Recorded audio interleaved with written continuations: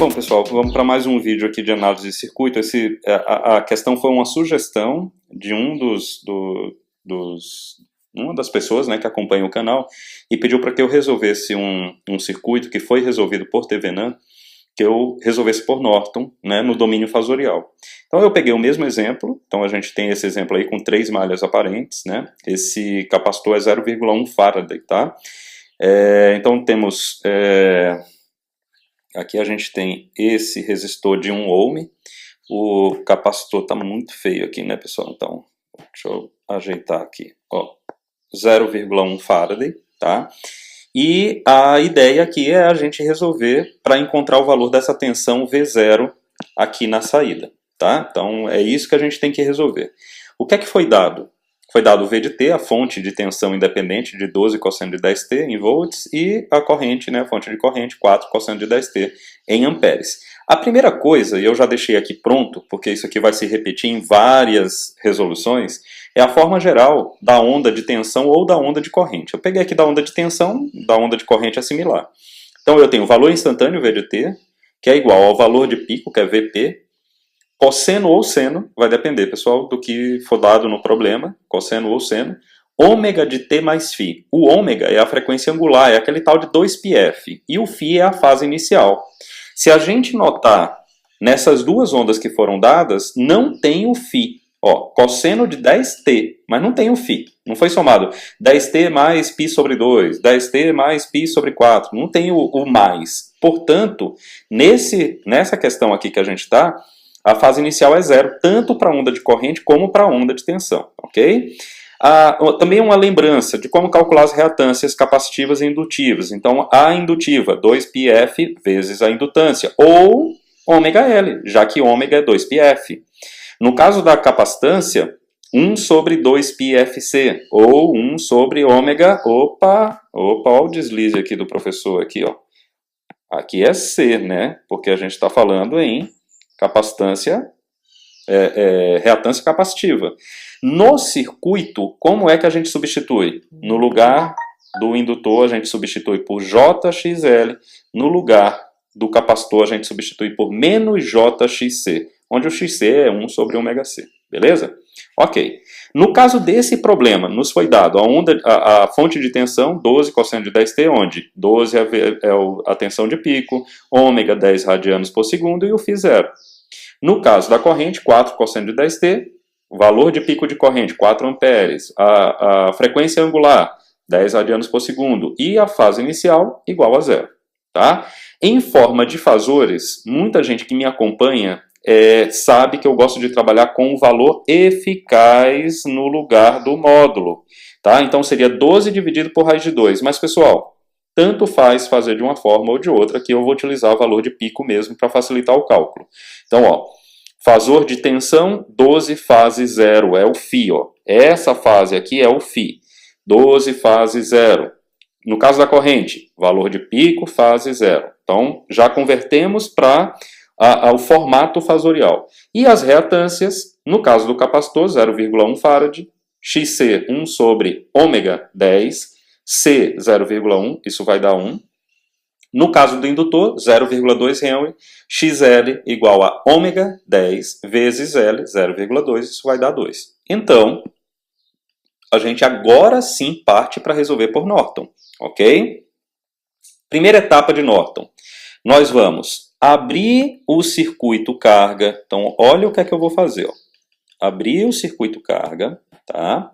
Então, eu vou colocar tudo em verde aqui, o que eu modificar.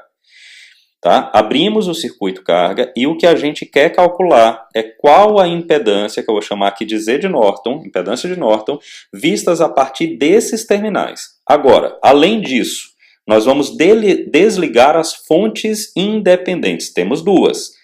Temos uma fonte de corrente que desligada simplesmente vira um circuito aberto, e aí eu posso fazer assim.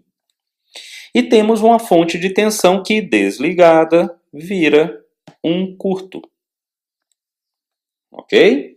Mais do que isso, lembra, temos que colocar no formato fasorial. Portanto, aqui vai ficar menos J.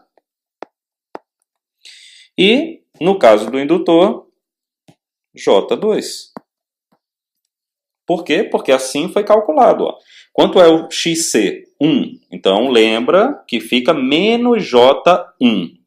No caso do XL, deu 2. Como é que fica? J2. Beleza. Aí eu substituo aqui no circuito e vou calcular o Z de N.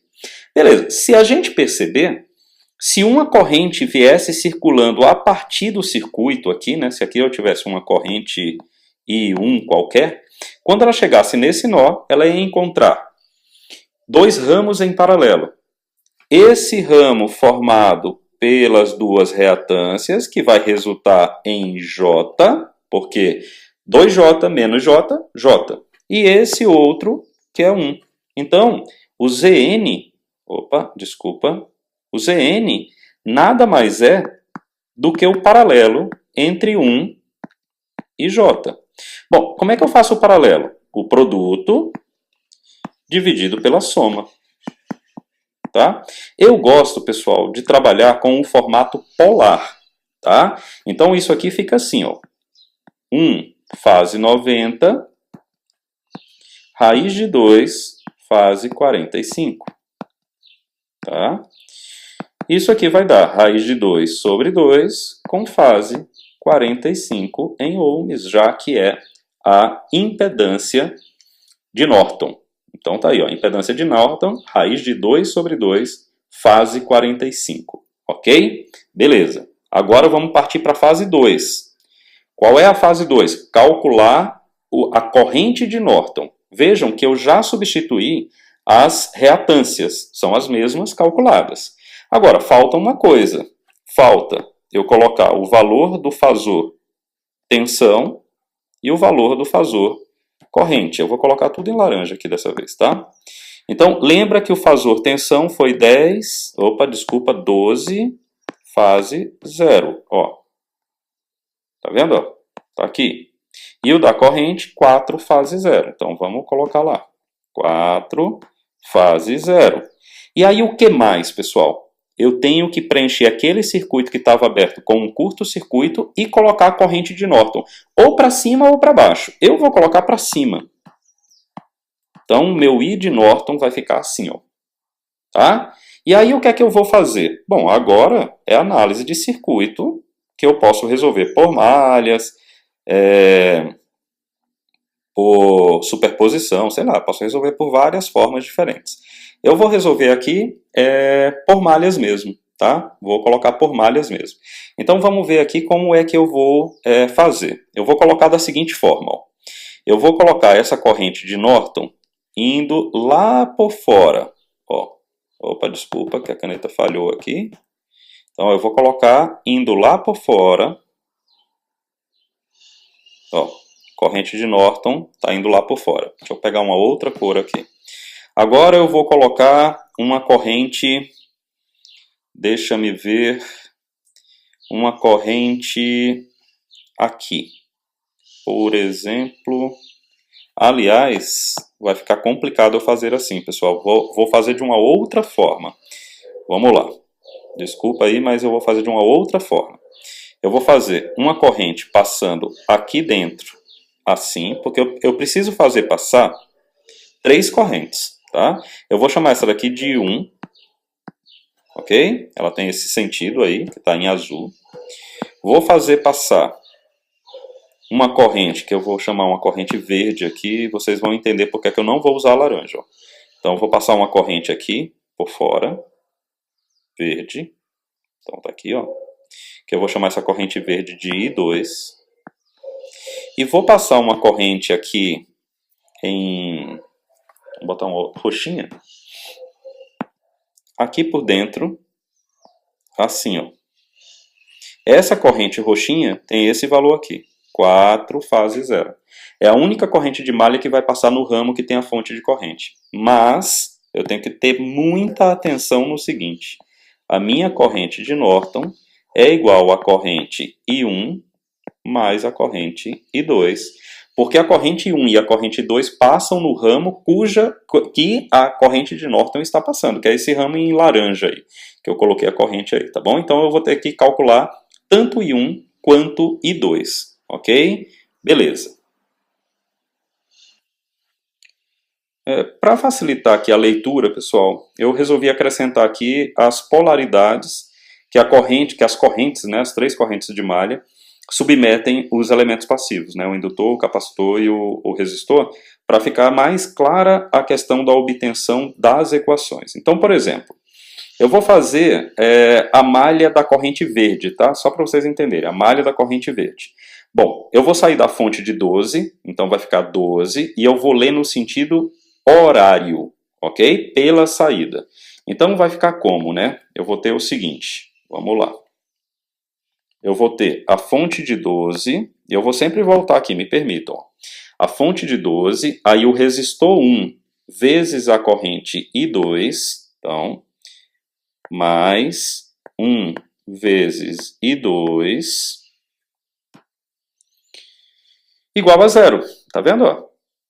Igual a zero, porque pela corrente 2 eu não tenho mais nenhum elemento resistivo. Portanto, igual a zero. E daqui o bom é que eu já descubro a corrente 2.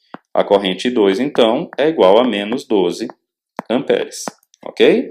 Agora eu vou ler a outra malha, que é a malha da corrente azul. Ok? E eu vou ler também no sentido horário, tá bom? Então vai ficar 12 mais menos J mais menos J, então vou botar aqui entre parênteses, vezes a corrente I2. Aliás, essas correntes têm que ter todo um pontinho em cima, porque elas são fasores, tá? Mais menos J a corrente 2, mais menos J a corrente 4 fase 0, então mais menos J a corrente 4 fase 0, mais o J2 vezes a corrente... desculpa, pessoal, desculpa, que na boa intenção eu confundi, né? Desculpa, tá? Aqui é a corrente 1, porque é a corrente verde, tá? Aqui é a corrente 1, aqui... Deixa eu ver se agora... Desculpa de novo. A corrente verde é a corrente I2. Então aqui é I2 mesmo. I2. Eu cometi o erro na segunda equação. A primeira está certinho. Aqui é I2. Aqui é I2. Aqui está perfeito. Mas na segunda equação a corrente azul é a corrente I1. E eu estou colocando aqui como se fosse I2. Então aqui está o meu erro. Ó. Tá? Então esse menos J é o capacitor, que em cima desse capacitor passa tanto a corrente roxinha quanto a corrente azul. Por isso que tem duas quedas de tensão no menos J. No mais 2J, ou J2, só tem a corrente azul. Então, vamos lá, mais J2 vezes a corrente I1, que é a corrente azul, igual a zero. Tá certo? Beleza, e aí eu já calculo a corrente I1 também. Então vamos lá. Vai ficar como, né? Vai ficar 12. Aqui, o menos J é como? É 1 fase menos 90. I1. Ó, de novo, ó. 1. Opa, ficou parecido com 7, né? 1 fase menos 90 vezes 4 fase 0. Tá? E aqui não é 9. A escrita hoje está um pouquinho complicado, pessoal. 90 vezes 4 fase 0, mais J2, 2 fase 90 e 1 igual a 0, ok? Então, eu vou juntar os I1s, ó. Vai ficar 1 com fase menos 90, mais 2 com fase 90, tudo isso que multiplica I1, e eu vou passar o 12 para o outro lado, obviamente ele passa como menos 12, que é a mesma coisa que 12 fase 180.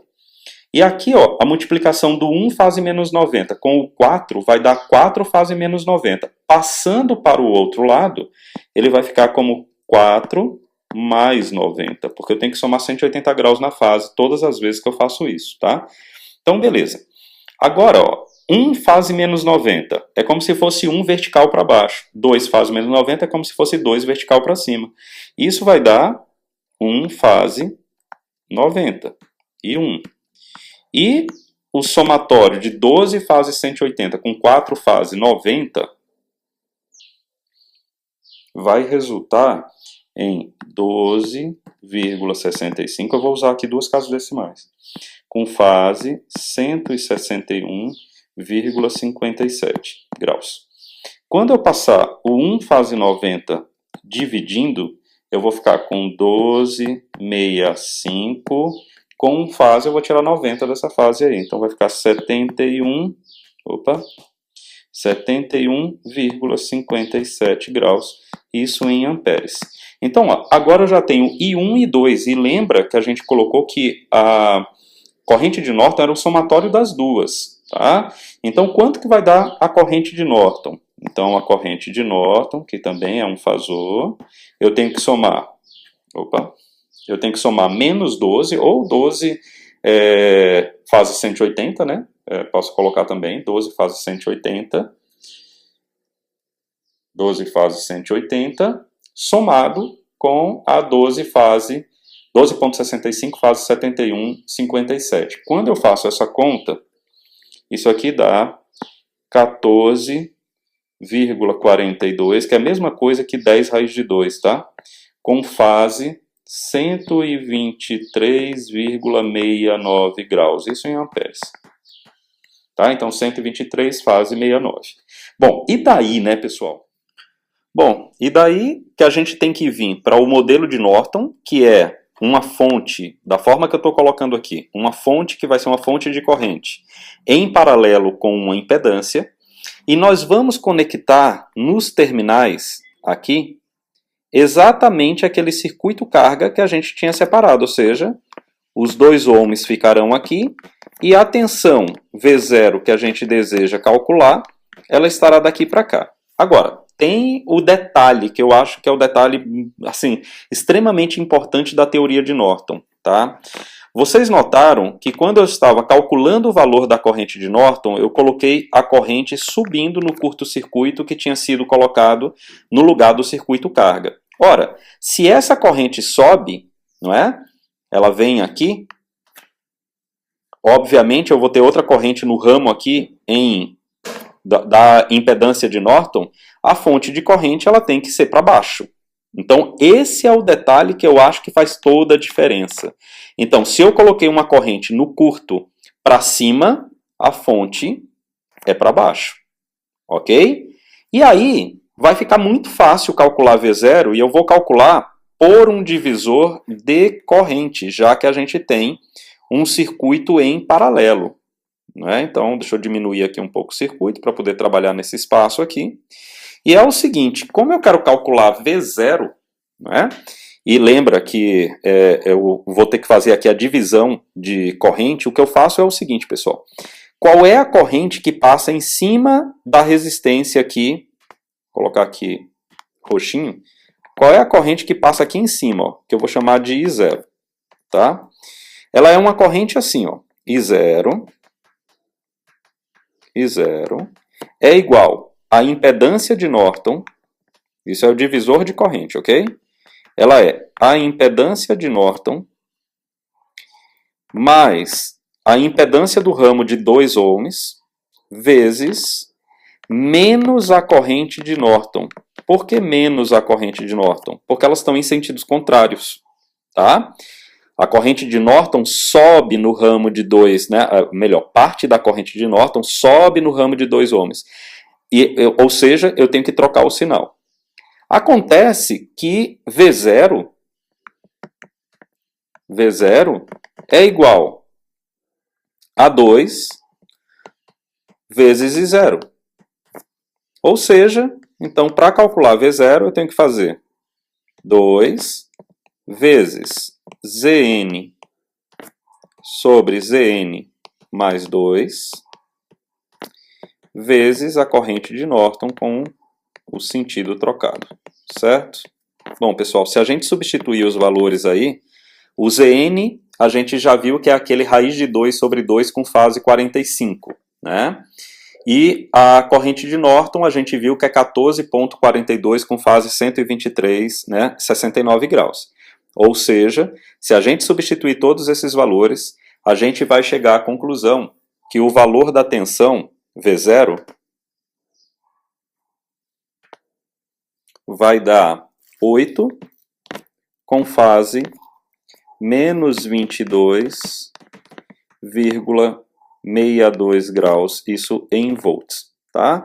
E aí, se a gente quiser, obviamente, colocar essa tensão no seu formato instantâneo, ela vai ficar assim. V0 de T, né? É igual a 8, já que a gente saiu usando o valor de pico o tempo todo.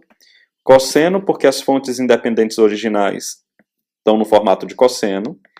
10T, porque a frequência era em 10 radianos por segundo, conforme a gente já mostrou, menos 22,62 graus, fecha, em volts. Tá? Então, a nossa fase é 10T menos 22,62. E o valor do V0, 8 que multiplica o cosseno dessa fase.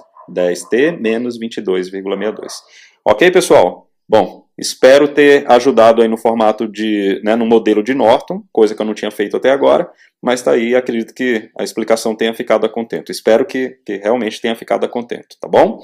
Valeu, um forte abraço a todos.